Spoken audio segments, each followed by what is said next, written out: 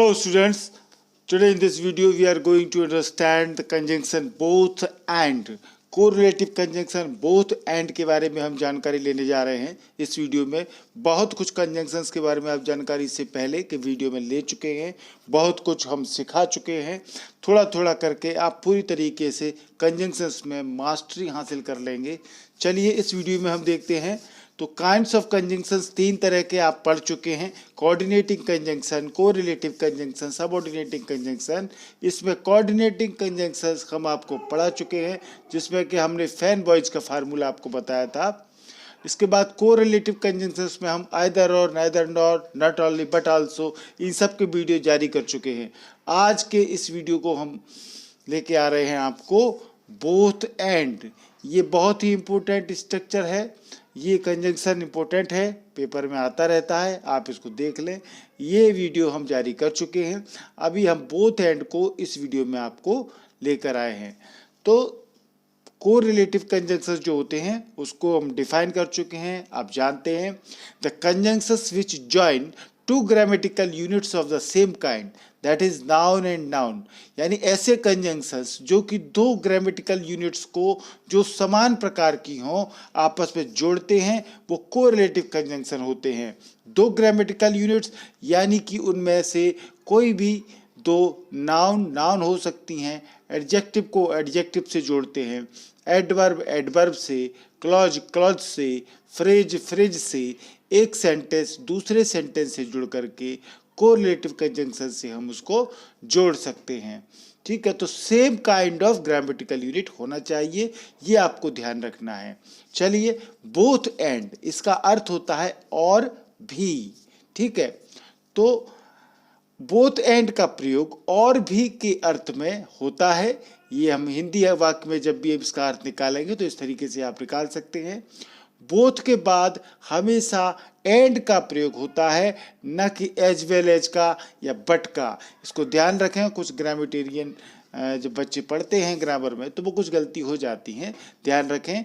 जैसे Mohini is both tall and beautiful, ये sentence right है क्योंकि इसमें बोथ और एंड का प्रयोग हुआ है, बोथ एंड का। तो मोहिनी लंबी तो है ही, मोहिनी लंबी और सुंदर भी है।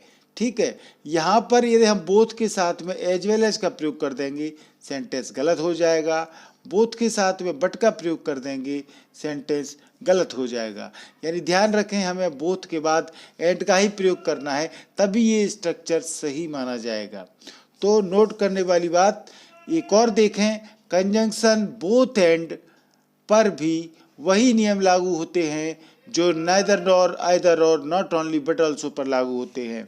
यानी ये सारी बातें हम बता चुके हैं कि इन दो सेंटेंसेस में जो भी हम कोरिलेटिव कंजंक्शन पढ़ेंगे तो कॉमन पार्ट हमको एक बार लेना है, ये सभी कोरिलेटिव कंजंक्शंस में लागू नियम होता है। ठीक है, तो both anticipates the addition introduced by and, ये पॉइंट वाली बात है, याद रखें कि बोथ एंटिसिपेट करता है कुछ एडिशन, कुछ अतिरिक्त उसमें जुड़ा जाए जो कि एंड के द्वारा इंट्रोड्यूस होता है। ठीक है, बोथ एंड में स्ट्रक्चर में ये बात होती है, both anticipates the addition introduced by and. ठीक है, जैसे ही इज इंटेलिजेंट, वह होशियार है, ही इज हार्ड वर्किंग, वह कठोर मेहनती है। ये दो सेंटेंस में सब्जेक्ट सेम है, ही इज, तो वो हमने एक बार लिखा, पर एडजेक्टिव अलग अलग है, इंटेलिजेंट और हार्ड वर्किंग। तो हम कैसे लिखेंगे, both intelligent and hard working, इस तरीके से हमको लिखना है।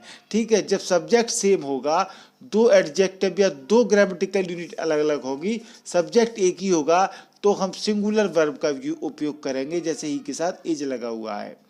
It was cold, it was wet. ठीक है, इसमें कॉमन पार्ट है, इट वाज हमने एक बार ले लिया, फिर कोल्ड और वेट ये अलग अलग है, तो बोथ कोल्ड एंड वेट, इस प्रकार से हम बोथ और एंड का प्रयोग करेंगे। बाकी लगभग ये सभी नाइदर और, either nor, not only but also जैसे ही इसमें रूल फॉलो होते हैं। ये सेंटेंस देखें, इसमें फर्स्ट सेंटेंस है he can drive A car, वह कार चला सकता है, he can ride A motorcycle, वह मोटरसाइकिल चला सकता है। तो यहाँ पर ही कैन ये कॉमन पार्ट है, उसको हम एक बार ले लेंगे, जैसा हमने नॉट ओनली बट आल्सो में किया, ठीक है। फिर हमने बोथ लिखा और फिर जो डिफरेंट पार्ट है बोथ ड्राइव ए कार ये लिखा। फिर दूसरे सेंटेंस का जो डिफरेंट पार्ट है उसके पहले एंड लगा दिया और राइड ए मोटरसाइकिल, वह कार चला सकता है और मोटरसाइकिल भी चला सकता है, ठीक है। He has long hair, he wears jeans, ठीक है। तो he both has long hair and wears jeans, तो ही कॉमन आ गया। बाकी आप देखें डिफरेंट पार्ट के आगे हमने बोथ लगा दिया, दूसरा एंड के आगे लगा दिया। इसी तरीके से हमको करना है। Ram was there, Mohan was there. अब यहाँ पर सब्जेक्ट सेपरेट हैं, सब्जेक्ट अलग अलग हैं। तो आप जानते हैं जब सब्जेक्ट अलग अलग होते हैं तो एक सब्जेक्ट के आगे एक भाग लग जाता है कोरिलेटिव कंजंक्शन का, दूसरे सब्जेक्ट के आगे दूसरा पार्ट लग जाता है। तो बोथ एंड में बोथ वाला जो पार्ट है वो पहले सब्जेक्ट के आगे लग जाएगा, बोथ राम। दूसरा एंड लगेगा मोहन के आगे, and Mohan, both Ram and Mohan. पीछे का जो कॉमन पार्ट है वो एक बार लिख लिया, वर देयर। यहाँ ये बात याद रखें, हम आपको बता चुके हैं कि सब्जेक्ट सेम होगा तो वर्ब सिंगुलर होगी, एक ही सब्जेक्ट होगा इसलिए। पर जब सब्जेक्ट दो हो जाएंगे, अलग अलग हो जाएंगे, तो बोथ एंड में ये खास बात है कि आप यहाँ पर वर्ब प्लूरल लगाएंगे। देखिए Ram was there, Mohan was there, पर जब हमने बोथ एंड से जोड़ा बोथ राम एंड मोहन, तो फिर वर्ब क्या हो गई, वर, ठीक है। तो यहाँ पर इसका आप ध्यान रखें, जो वर्ब है वो बाद वाले सब दोनों में प्लूरल लगेगी, बाद वाले के अकॉर्डिंग नहीं लगेगी। ये थोड़ा इनमें अंतर है बाकी स्ट्रक्चर से, इसको आप इम्पोर्टेंट चीज़ को याद रखें। फिर बोथ एंड से जोड़े जाने योग्य वाक्य निम्नलिखित दो प्रकार से हो सकते हैं। हर कोरिलेटिव कंजंक्शन में हमने इसी तरीके से जोड़ा है, जब दोनों वाक्यों में कर्ता एक हो, सेम सब्जेक्ट हो। जब दोनों वाक्यों में कर्ता अलग अलग हो, यानी डिफरेंट सब्जेक्ट हो। तो कर्ता एक हो और कर्ता अलग अलग हो, दो कंडीशंस में हम इस स्ट्रक्चर को सीखेंगे। तो सबसे पहले जब कर्ता समान होगा, यानी व्हेन सब्जेक्ट इज सेम, ठीक है, तो हम दो वाक्यों को कैसे जोड़ेंगे, सिंपल है, जैसा हमने और नॉट ओनली आइदर वगैरह में स्ट्रक्चर में किया है उसी तरीके से यहाँ पर करेंगे, कोई खास अंतर नहीं है। जब एक ही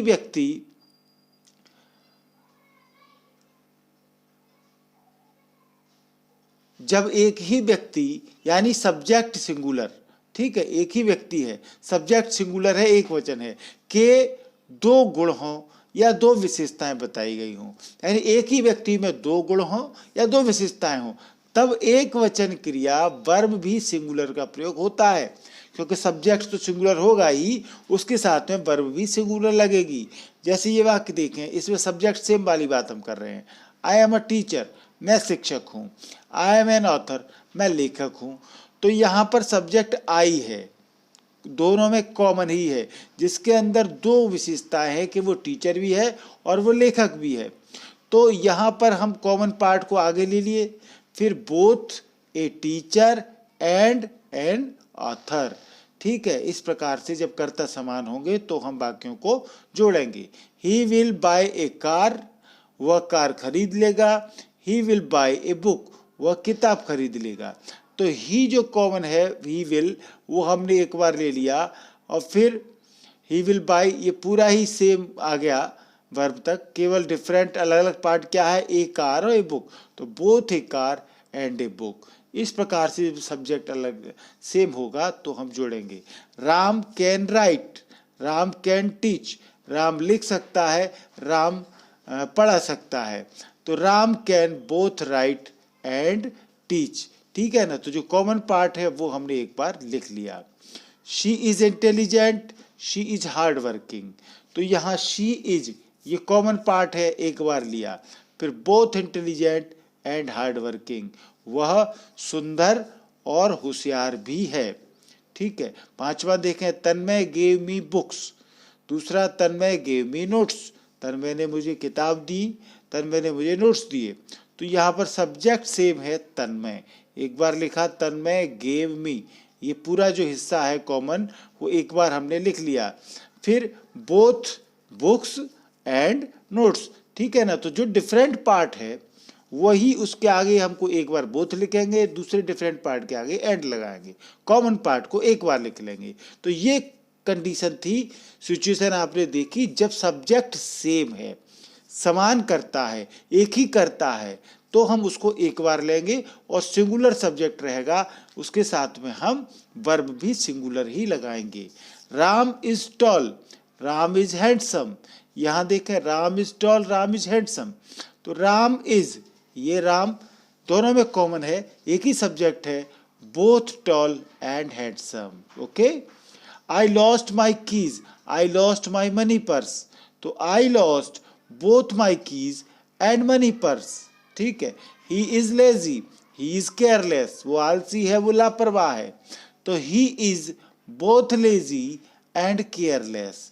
ठीक है। तो बोथ एंड का प्रयोग हमने अलग अलग एडजेक्टिव के आगे इस तरीके से। तो अब यहां हम दूसरी कंडीशन की बात करेंगे, जब दोनों वाक्यों में कर्ता अलग हों तो फिर नोट करने वाली बात, डिफरेंट सब्जेक्ट्स होंगे तो वो आप याद रखें, बोथ एंड का प्रयोग दो इंडिविजुअल सब्जेक्ट्स, ये दो इंडिविजुअल सब्जेक्ट्स के लिए ही किया जाता है।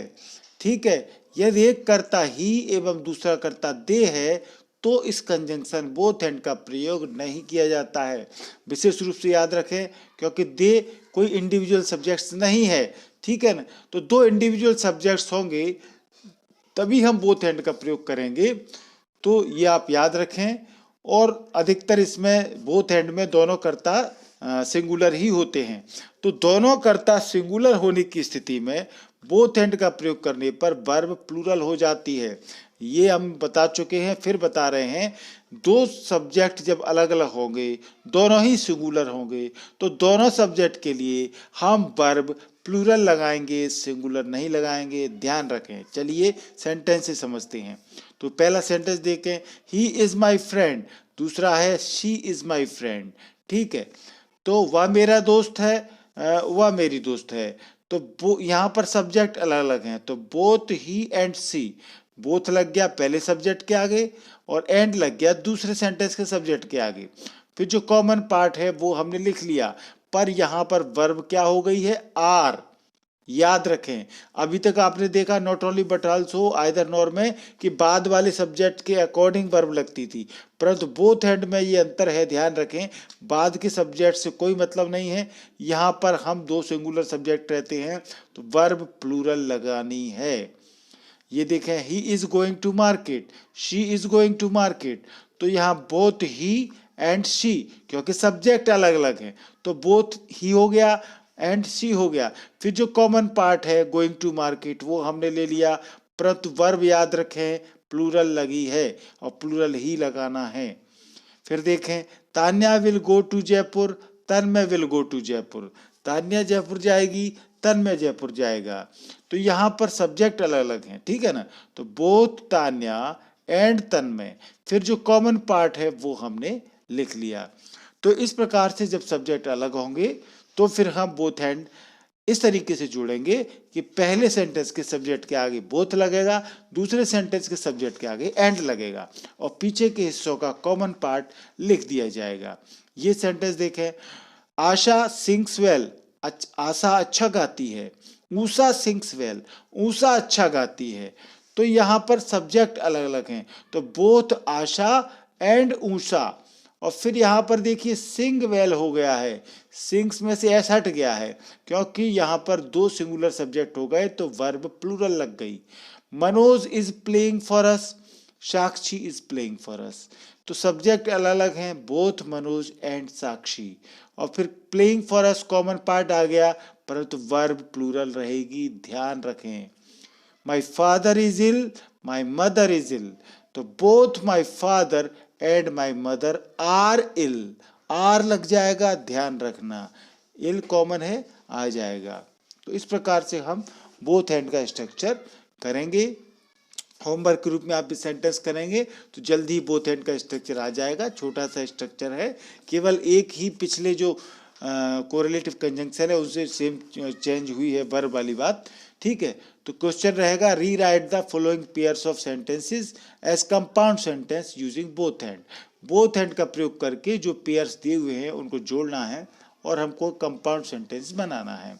ठीक है, तो पहला है they have time to spare, दूसरा सेंटेंस है they have money to spare. ये पहले के फर्स्ट सेकंड सेंटेंस है। दूसरे में देखिए she comes punctually, she takes interest in her work. ठीक है, थर्ड का फर्स्ट है my father is ill, my wife is ill. ये सेंटेंस आप होमवर्क के रूप में करें, कोई हेडिक पैनिक नहीं लेना है। चौथे का फर्स्ट है राम प्लेड वेल और मोहन प्लेड वेल। ठीक है, अगला है ही नोज इंग्लिश, फिर है हिज ब्रदर नोज इंग्लिश, उसका भाई इंग्लिश जानता है, वो इंग्लिश जानता है, उसका भाई इंग्लिश जानता है।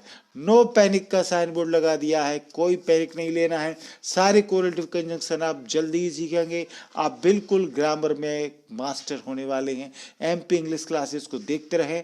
यदि आपने अभी तक एमपी इंग्लिश क्लासेस को सब्सक्राइब नहीं किया है इस चैनल को, तो सब्सक्राइब जरूर करें। सब्सक्राइब करना बहुत ही सरल है। आपके मोबाइल में देखिए वीडियो के नीचे लाल कलर से सब्सक्राइब लिखा हुआ दिख रहा है, इसको आप टच करेंगे, टच करते ही लाल कलर का वाइट कलर में बदल जाएगा। और बगल में बेल आइकॉन है, घंटी छपी हुई है, इसको आप जरूर प्रेस करें तो 3 ऑप्शन आएंगे, इसमें ऑल वाले ऑप्शन को आप दबाएं। तो इसको दबाते ही मेरा सारा वीडियो जो भी मैं बनाऊंगा वो मोबाइल में नोटिफिकेशन के रूप में आपके मोबाइल में पहुंच जाएगा। पूरा वीडियो देखने के लिए थैंक यू, धन्यवाद।